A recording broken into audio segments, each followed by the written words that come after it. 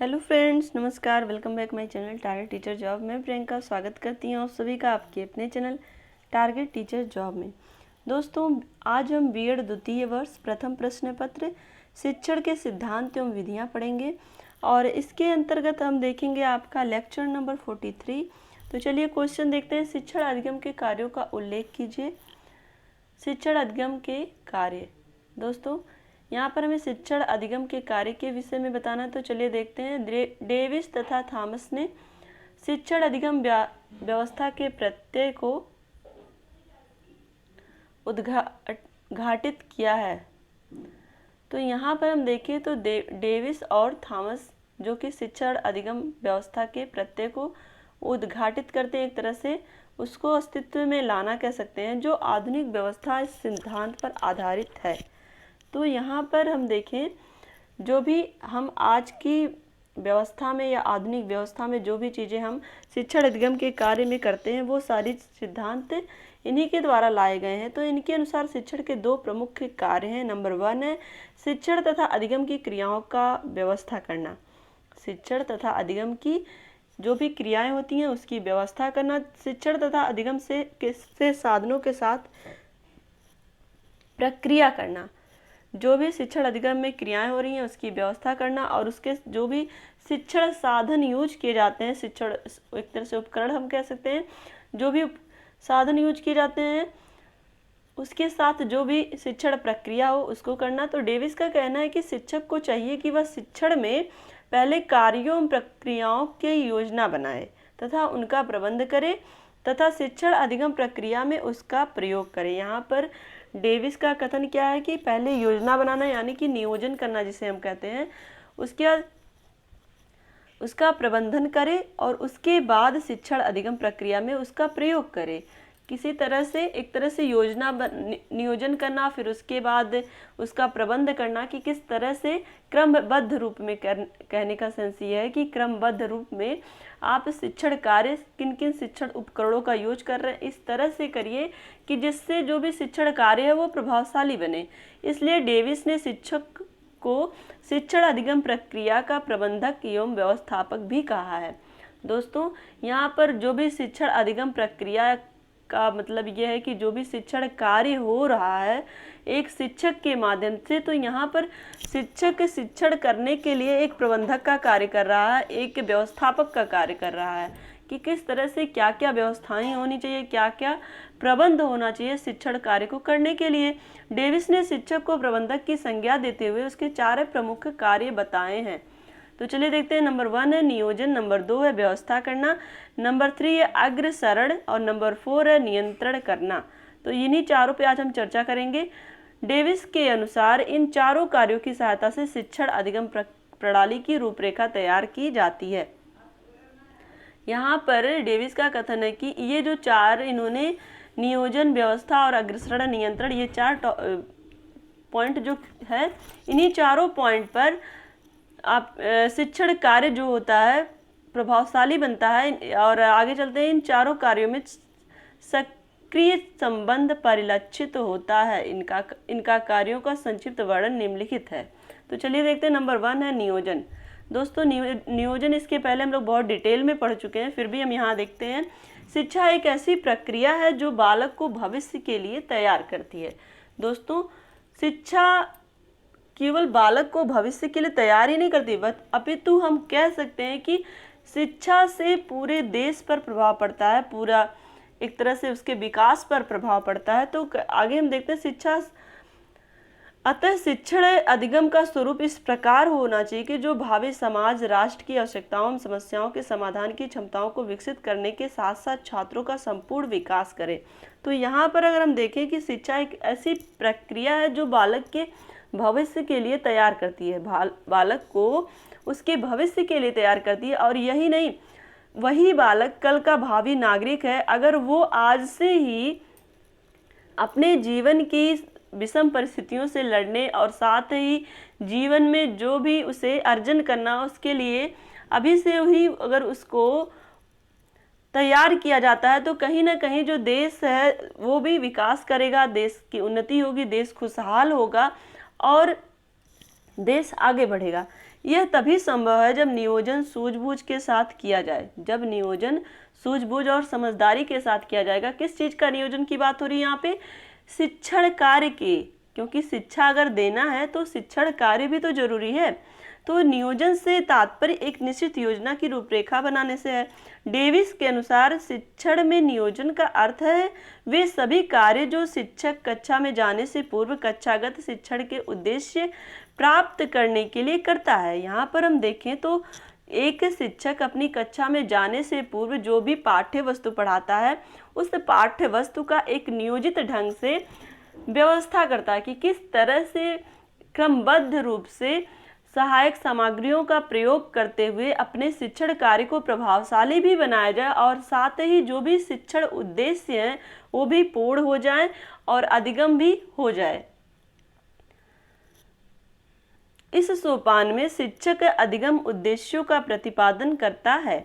इसमें शिक्षक संपूर्ण प्रणाली का विश्लेषण करके कार्य विश्लेषण करता है, उद्देश्यों की परिभाषा करता है, उन्हें व्यवहारिक रूप में लिखता है, छात्रों की योग्यता का अनुमान लगाता है, उनके ज्ञान कौशल और अभिवृत्तियों के मापन के मानदंड का मूल्यांकन करता तथा उद्देश्यों तथा पाठ्यवस्तु के संबंध में इन क्रियाओं के कौशलों का बड़ा महत्व होता है। दोस्तों, जो नियोजन होता है, नियोजन के माध्यम से चूंकि एक शिक्षक अपने क्लास के छात्रों के विषय में बहुत भली भांति परिचित होता है, तो कहीं ना कहीं वो अपने इस नियोजन के माध्यम से उन सारी कमियों को दूर करने का प्रयास करता है कि जो क्लास में आने वाली होती हैं या जो एक तरह से जो भी परेशानियां, जो भी बाधाएं आने वाली रहती है क्लास में पाठ्य वस्तु को पढ़ाते समय, समझाते समय, वो सारी बाधाएं एक पूर्व नियोजित प्रक्रिया के माध्यम से पूर्ण कर ली जाती हैं, जिससे एक शिक्षक अपने इस प्रक्रिया के माध्यम से छात्रों को पाठ्य वस्तु का अधिगम कराने में तो सफल ही होता है, साथ ही जो उसका शिक्षण कार्य है वो भी प्रभावशाली बनता है और उस शिक्षण कार्य के माध्यम से अधिगम होता है और छात्रों का व्यवहार परिवर्तन भी होता है। इस तरह से जो नियोजित प्रक्रिया के माध्यम से शिक्षण कार्य होता है वह इस सोपान के अंतर्गत शिक्षण कार्य का विश्लेषण करता है तथा अधिगम प्रणाली की समस्याओं का समाधान भी करता है, जिससे शिक्षण प्रभावशाली हो जाता है। तो नेक्स्ट हम देखते हैं नियोजन, हमें लगता है अच्छे से समझ में आया होगा। व्यवस्था करना या संगठन करना। तो शिक्षक अपने शिक्षण को प्रभावशाली बनाने के लिए अधिगम के स्रोतों साधनों की व्यवस्था करता है। इसके लिए वह प्रभावशाली तथा मितव्ययी साधनों को ही प्रयुक्त करता है। यहाँ पर हम बात करें किसी भी टॉपिक को पढ़ाने से पहले पूर्व नियोजित प्रक्रिया के माध्यम से एक शिक्षक अपने शिक्षण कार्य को किस तरह से प्रभावशाली बनाए, उसके लिए जो भी आवश्यक सामग्री या उपकरण होते हैं, शिक्षण उपकरण, उन सारे उपकरणों को शिक्षक एक तरह से मितव्ययी का मतलब, यहाँ पे मितव्ययी का मतलब ये होता है कि कम खर्च में अपने छात्रों को वो कैसे समझाए कि जिससे कि वो उसका जो शिक्षण कार्य है प्रभावशाली बने। तो यहाँ पे कम, जैसे कि अगर किसी प्राकृतिक वस्तु को दिखानी है तो उसका मॉडल एक तरह से दिखा सकता है, या फिर अगर हम बात करें किसी मैप की तो मैप तो बहुत ही आसानी से अवेलेबल हो जाता है कम पैसे में और छात्र को उससे अच्छे ढंग से समझाया भी जा सकता है। तो कहीं ना कहीं जो व्यवस्था या संगठन करना है एक शिक्षक के लिए पूर्व नियोजन प्रक्रिया के माध्यम से, तो ये सारी चीज़ें बहुत ही आवश्यक होती हैं शिक्षण कार्य के लिए। इस व्यवस्था के लिए शिक्षक को शिक्षण आयामों, व्यूह रचना, शिक्षण सामग्री तथा शिक्षण युक्तियों के संदर्भ में निर्णय लेना पड़ता है। निर्णय लेने का क्या मतलब कि किसी भी सामग्री का किस तरह से सही ढंग से प्रयोग हो और उसकी वजह से जो शिक्षण कार्य है वो और भी ज़्यादा रोचक और प्रभावशाली बने, जिससे छात्र रुचि लेकर अपने अधिगम को पूर्ण करें। तो ये सारी चीज़ें एक शिक्षक के लिए निर्णय लेना बहुत ही महत्वपूर्ण विषय हो जाता है कि कहीं ना कहीं शिक्षक की यहाँ पर बुद्धिमत्ता और उसके विवेक का परिचय होता है कि किस तरह से वो अपने शिक्षण कार्य को प्रभावशाली बनाने के लिए अलग अलग युक्तियों, शिक्षण व्यू और शिक्षण कौशल, शिक्षण विधियों का प्रयोग करता है, साथ ही शिक्षण सामग्री का प्रयोग करता है। इस व्यवस्था के लिए शिक्षक को शिक्षण आयामों, व्यूह रचना, शिक्षण सामग्री, शिक्षण युक्तियों के संदर्भ में निर्णय लेना पड़ता है। इस व्यवस्था संपादन से मुख्य रूप सीखने के स्वरूपों को उत्पन्न किया जाता है। व्यवस्था का आशय ही विशेष रूप से व्यक्तियों तथा कार्यों की स्थिति है। इसमें व्यक्ति विशेष स्थिति में रहते हुए अपने लिए निर्धारित कार्य करता है। यहाँ पर हम देखें तो एक शिक्षक अपने कार्य को या अपने शिक्षण कार्य को कह सकते हैं कि रोचक और रुचिकर बनाने के लिए जिन जिन शिक्षण युक्तियों, शिक्षण व्यूह, एक तरह से हम कह सकते हैं शिक्षण कौशल और शिक्षण विधियों का प्रयोग करता है, वो शिक्षण विधियां उसको खुद के निर्णय पर डिपेंड करती हैं कि वो किस शिक्षण विधि के माध्यम से अपने छात्रों को सही ढंग से अधिगम करा सकता है। इसमें व्यक्ति विशेष स्थिति में रहते हुए अपने लिए निर्धारित कार्य करते हैं। यही स्थिति शिक्षण की व्यवस्था करते समय शिक्षक की होती है। दोस्तों, जिस तरह से एक व्यवस्थापक अपने कार्य को करने के लिए या अपने कार्य को अच्छे ढंग से निर्धारित करने के लिए, अच्छे ढंग से दिखाने के लिए वो कार्य करता है, उसी तरह से एक शिक्षक भी होता है जो अपनी शिक्षण की व्यवस्था करते समय जो त्रुटियां आती हैं या जो भी समस्याएं आती हैं उसका निवारण करता है। इस सोपान के अंतर्गत अधिगम के स्रोतों का संगठन करना तथा शिक्षण प्रणाली को क्रियान्वित करना को सम्मिलित किया जाता है। इसके लिए शिक्षक कक्षागत उद्देश्यों की प्राप्ति हेतु व्यवस्था के माध्यम से अधिगम वातावरण तथा अधिगम स्वरूपों को उत्पन्न करने के लिए विभिन्न प्रकार की शिक्षण नीतियों, शिक्षण पागमों तथा युक्तियों, श्रव्य दृश्य सामग्री के संबंध में निर्णय लेता है। दोस्तों, यहाँ पर एक शिक्षक अपने शिक्षण व्यवस्था में क्या क्या सामग्री यूज कर रहा है, ये उसके लिए निर्णय लेना बहुत ही विवेकपूर्ण विषय होता है, क्योंकि जैसा कि आप जानते हैं कि हर स्कूल में, हर विद्यालय में जो भी शिक्षण संस्थाएं हैं, कहीं लाइट की कमी है तो कहीं पर आप देखेंगे कुछ न कुछ कमियां रहती हैं। तो इन सारी कमियों को दूर करते हुए वो अपने शिक्षण कार्य को किस तरह से प्रभावशाली बनाएं, श्रव्य दृश्य सामग्री का यूज करें जिससे कि उसके जो शिक्षण कार्य वो प्रभावशाली भी बने, साथ ही छात्रों का अधिगम भी हो।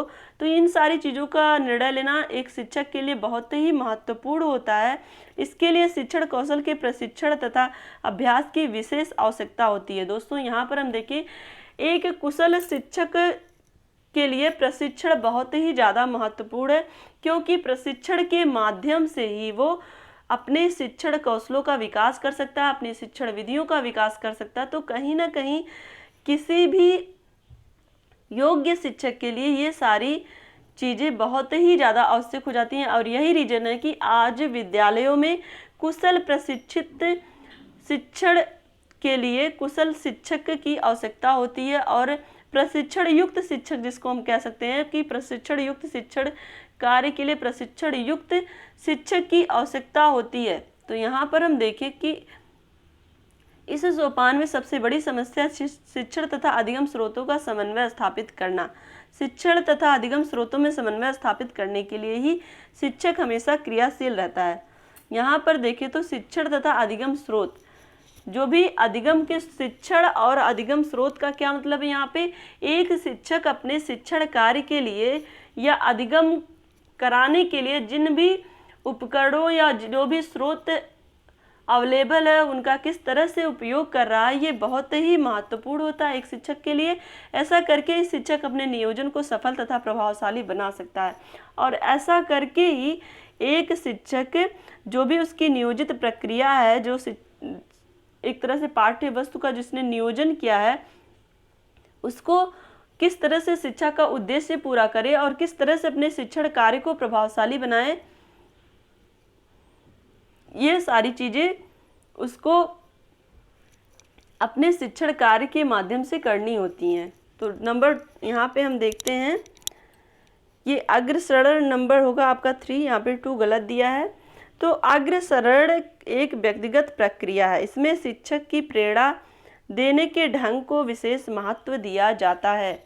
इसमें शिक्षक का कार्य छात्रों को प्रोत्साहित करना, प्रेरणा देना, पथ प्रदर्शन करना, समुचित निर्देश देना होता है, जिससे शिक्षण प्रक्रिया आगे प्रभावशाली ढंग से क्रियान्वित हो और छात्र तत्परता से सीखते हुए अपने उद्देश्यों को प्राप्त कर सकें।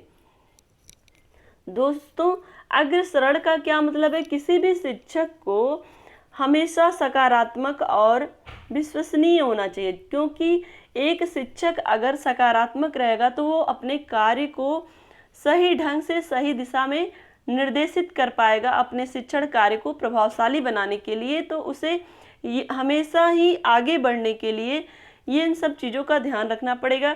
जब एक शिक्षक अपना शिक्षण कार्य करता है तो उस समय अगर वो पूर्व नियोजित ढंग से चल रहा है तो उसे ये पहले से ही पता होता है कि एक छात्रों के लिए कहाँ कहाँ पर दिक्कतें आएंगी, तो उन सारी चीज़ों को वो पहले से ही क्लियर कर देता है। और साथ ही हम देखें तो अगर एक शिक्षक के माध्यम से जो भी शिक्षण समस्याएं आने वाली हैं अगर उसको पहले से ही क्लियर कर दिया जाता है तो कहीं ना कहीं छात्रों के अधिगम में और आसानी हो जाती है। और उस आसानी की वजह से जब शिक्षक प्रतिपुष्टि या जिसको हम कहते हैं फीडबैक या पुनर्बलन जैसे कार्य करता है, मूल्यांकन करता है, तो उसको बहुत आसानी होती है। और प्रतिपुष्टि के समय, फीडबैक के समय जब छात्र उत्तर सही बताते हैं शिक्षक के पूछे जाने पर, तो शिक्षक अपने छात्रों को पुनर्बलित करता है। और जहाँ पर शिक्षक के पूछे जाने पर छात्र थोड़ा सा हिचकते हैं या फिर उत्तर सही नहीं बता पाते हैं, तो वहाँ पर फीडबैक के माध्यम से शिक्षक वहाँ पर जो भी छात्र नहीं बता पाए उनकी समस्याओं का समाधान करता है। तो ये सारी चीज़ें कहीं ना कहीं एक सकारात्मक शिक्षक जो होता है वो अपने छात्रों में एक प्रेरणा का स्रोत होता है। वो अपने छात्रों को हमेशा इनकरेज करता है, यू कैन डू इट, हमेशा ये कहता है कि आप कर सकते हो, कभी ये नहीं कहता कि आप नहीं कर पाओगे या नहीं कर सकते हो। तो ये सारी चीज़ें, एक पॉजिटिविटी जो होती है एक शिक्षक के अंदर, वो एक प्रेरणा का काम करती है। तो दोस्तों नेक्स्ट हम देखते हैं यहाँ पे इस सोपान में शिक्षक परिस्थितियों के अनुसार इस समुचित युक्तियों का प्रयोग करता है। इसलिए शिक्षण को प्रभावशाली बनाने के लिए शिक्षक को विविध प्रकार की युक्तियों से परिपूर्ण होना चाहिए। इस सोपान के अंतर्गत शिक्षक का कार्य समुचित शिक्षण के व्यूह रचना का चयन करना तथा छात्रों को प्रोत्साहित करने और प्रेरित करने में सम्मिलित किया जाता है। दोस्तों जैसा कि आप जानते हैं कि एक ही क्लास में अलग अलग तरह के विभिन्नता वाले छात्र पाए जाते हैं, उनकी व्यक्तिगत भिन्नता होती है, तो कहीं ना कहीं एक शिक्षक को अलग अलग व्यूह रचनाओं या अलग अलग शिक्षण विधियों का भी यूज करना पड़ता है। एक ही शिक्षण विधि से बहुत सारे छात्रों को समझ में आ जाता है, लेकिन कुछ छात्रों को समझ में नहीं आता है। तो वहाँ पर एक शिक्षक जो कि निपुण है अपने शिक्षण कौशल में, तो वो अलग अलग युक्तियों का प्रयोग करके अलग अलग उदाहरणों के माध्यम से वो अपने छात्र को अधिगम कराने का प्रयास करता है। तो ये सारी चीज़ें होती हैं एक विवेकपूर्ण और एक पॉजिटिव शिक्षक की, जो वो अपने शिक्षण कौशल में इन सारी चीज़ों का यूज करता है। इसके लिए शिक्षक को अप्रेरणा के सिद्धांतों का ज्ञान तथा व्यवहारिक पक्ष का बोध होना आवश्यक होता है। तो यहाँ पर हम बात कर रहे थे अग्रसरण करना, तो अग्रसरण में यही सारी चीज़ें आती हैं कि एक शिक्षक किस तरह से अप्रेरणा के माध्यम से अपने छात्रों को इनकरेज करते हुए आगे बढ़ने के लिए प्रोत्साहित करता है और उन्हें एक भावी नागरिक के रूप में बनाने के लिए प्रयत्नरत रहता है। तो यहाँ पर हम आगे देखते हैं, इसमें शिक्षक छात्रों की आवश्यकताओं को विशेष महत्व देते हुए कक्षा समस्याओं के समाधान में अपनी कल्पना शक्ति तथा सृजनात्मक क्षमताओं का प्रयोग करता है। दोस्तों यहाँ पर देखिए कितने क्लियर ढंग से बताया गया कि एक शिक्षक को ये भली भांति पता होता है कि उसके छात्र की आवश्यकता क्या है, उसे कहाँ पर असहज महसूस हो रहा है, उसे कितना पुनर्बलित करना है। ये सारी चीज़ें एक कुशल शिक्षण के लिए एक शिक्षक को जानना बहुत ही आवश्यक होता है। तो कहीं ना कहीं एक अगर कुशल शिक्षक है तो वो इन सब चीज़ों को पहले से जानता है कि उसके जो छात्र हैं कहाँ कहाँ पर उन्हें दिक्कतें आ सकती हैं। तो उन सारी चीज़ों के लिए वो अपने लिए अलग अलग तरह के उदाहरण रखता है कल्पना के माध्यम से कि किस तरह से हम अपने बच्चों को समझाएं जिससे उन्हें समझ में आ जाए। तो यहाँ पर हम देखें कि अपनी सृजनात्मकता के माध्यम से, अपनी कल्पना शक्ति के माध्यम से एक शिक्षक अपने शिक्षण कार्य को प्रभावशाली बनाने का प्रयास करता है। नंबर यहाँ पर हम देखेंगे 4, यह आपका है नियंत्रण करना। नियंत्रण से तात्पर्य उस शक्ति से होता है जो शिक्षक से संबंधित योजनाओं, गतिविधियों, कार्यों एवं कार्यप्रणालियों को अपने नियंत्रण में रखती है। दोस्तों, एक कुशल शिक्षण का ये दायित्व तो होता है, ये कर्तव्य भी हम कह सकते हैं कि उसे अपने शिक्षण कौशल के माध्यम से, अपने शिक्षण कार्य के माध्यम से क्लास को कंट्रोल कैसे करना है। कभी कभी ऐसा होता है जब एक शिक्षक शिक्षण कार्य करता है तो उस समय जो क्लास का माहौल होता है वो एक तरह से जितना अच्छा होना चाहिए वो नहीं हो पाता, तो वो अपनी क्लास को किस तरह से कंट्रोल करे कि वो उसका जो शिक्षण कार्य है वो प्रभावशाली बने। तो यहाँ पर एक शिक्षक अपने क्लास को कंट्रोल करने के लिए बीच बीच में प्रश्न पूछ सकता है या फिर ऐसी शिक्षण युक्तियों का प्रयोग कर सकता है जिससे उसकी कक्षा जो है रुचिकर बन जाए, और जो छात्र रुचि नहीं रख रहे थे कक्षा में वो रुचि लेने लगेंगे, तो क्लास का जो माहौल होगा वो अपने आप ही पढ़ने लायक हो जाएगा और अधिगम के लायक हो जाएगा, कह सकते हैं। शिक्षक कितना भी प्रभावशाली ढंग से क्यों ना पढ़ाए, किंतु कक्षा पर उसका नियंत्रण नहीं है तो उसका पढ़ाना बेकार है। इस सोपान के अभाव में शिक्षक को अधूरा समझा जाता है। तो यहाँ पर हम देखें, आपका शिक्षण कार्य कितना भी प्रभावशाली हो, कितना भी बेहतर हो, लेकिन अगर आपके कक्षा के छात्र आपके शिक्षण कार्य पर ध्यान नहीं दे रहे हैं तो फिर आपका पढ़ाना बेकार है। आपको आपकी कक्षा को रुचिकर बनाने के लिए कितना प्रयत्न करना है और किस तरह से प्रयत्न करना है कि आपके छात्र कक्षा में रुचि भी लें और उनका जो मन है इधर उधर ना जाए, बल्कि क्लास में ही जो भी आप पढ़ा रहे हैं उस पर फोकस करें। तो इन सब चीज़ों का एक जो कुशल शिक्षक होता है ध्यान रखता है कि किस तरह से अपनी क्लास को कंट्रोल करना है। इसके अंतर्गत शिक्षक व्यवस्था तथा अग्रसर की क्रियाओं की सफलता के संबंध में निर्णय लेता है। ये क्रियाएं कहाँ तक उद्देश्य की प्राप्ति में सफल हो सकी हैं, ये सारी चीज़ें वो देखता है। तो यहाँ इसके पहले भी हम लोग जब हम नियोजन प्रक्रिया या फिर अग्रसरण देख रहे थे तो, और व्यवस्था करना, ये संगठन करना, ये सारी चीज़ें इसीलिए पहले से पूर्व प्रक्रिया निर्धारित की जाती है। उसमें जो भी शिक्षण उपकरण यूज किए जाते हैं, किस तरह से कक्षा को रुचिकर बनाया जाए कि छात्र उसमें रुचि लेते हुए अधिगम करें और व्यवहारिक रूप में सीखें। ये नहीं कि उनको रटा के सिखाना, बल्कि व्यवहारिक ज्ञान उन्हें देना है जिससे वो अपने आने वाले भावी जीवन में इन सारी चीज़ों का उपयोग कर सकें। यदि उद्देश्यों की प्राप्ति में पूर्ण रूप से सफलता नहीं मिली है तो शिक्षक अपनी क्रियाओं में सुधार कर फिर से उन्हीं चीज़ों का प्रयुक्त करता है। यहाँ पर हम बात कर रहे हैं, एक शिक्षक अगर अपने शिक्षण व्यूह, शिक्षण विधियों से छात्रों को अधिगम नहीं करा पाया है तो जो भी कमियां रह जाती हैं उन्हें फिर से वो दूर करने का प्रयास करता है। इसके पश्चात शिक्षक पुनर्मूल्यांकन करता है, अधिगम का मापन करता है तथा अधिगम के उद्देश्यों द्वारा व्यवस्था एक प्रभावशाली व्यवस्थापक के रूप में शिक्षक की भूमिका का निर्वहन करता है। तो यहाँ पर हम देखें, एक शिक्षक जब भी शिक्षण कार्य करता है तो शिक्षण कार्य करने के बाद जो भी फीडबैक और पुनर्बलन के बाद मूल्यांकन का जो भी कार्य होता है वो करता है, और जहाँ पर भी उसे त्रुटि लगती है वो उसमें सुधार भी करता है। इस सोपान के अंतर्गत शिक्षण प्रणाली का मूल्यांकन करना, अधिगम प्रणाली का निरीक्षण करना तथा शिक्षण अधिगम प्रणाली में आवश्यक सुधार तथा परिवर्तन करना है। यहाँ पर मूल्यांकन के माध्यम से एक शिक्षक को ये पता चल जाता है कि उसका कहाँ पर क्या कमियां रह गई हैं, उन कमियों को वो कैसे दूर करे और जो उसका शिक्षण उद्देश्य है क्या वो पूर्ण हुआ कि नहीं हुआ, ये सारी चीज़ें एक शिक्षक को मूल्यांकन के माध्यम से पता चलता है। नियंत्रण के सोपान के लिए यह आवश्यक है कि शिक्षक मापन तथा सांख्यिकी का ज्ञान रखे। सांख्यिकी का ज्ञान रखने का क्या तात्पर्य है कि उसे एक अनिश्चित आंकड़ा पता चल सके कि उसने जो भी शिक्षण कार्य किया उसमें उसने कितना गेन किया, कितना प्राप्त किया, उसका जो शिक्षण उद्देश्य था क्या वो पूरी तरह से पूर्ण हुआ कि नहीं हुआ। नियंत्रण के सोपान के लिए आवश्यक है कि शिक्षक मापन तथा सांख्यिकी का ज्ञान रखे।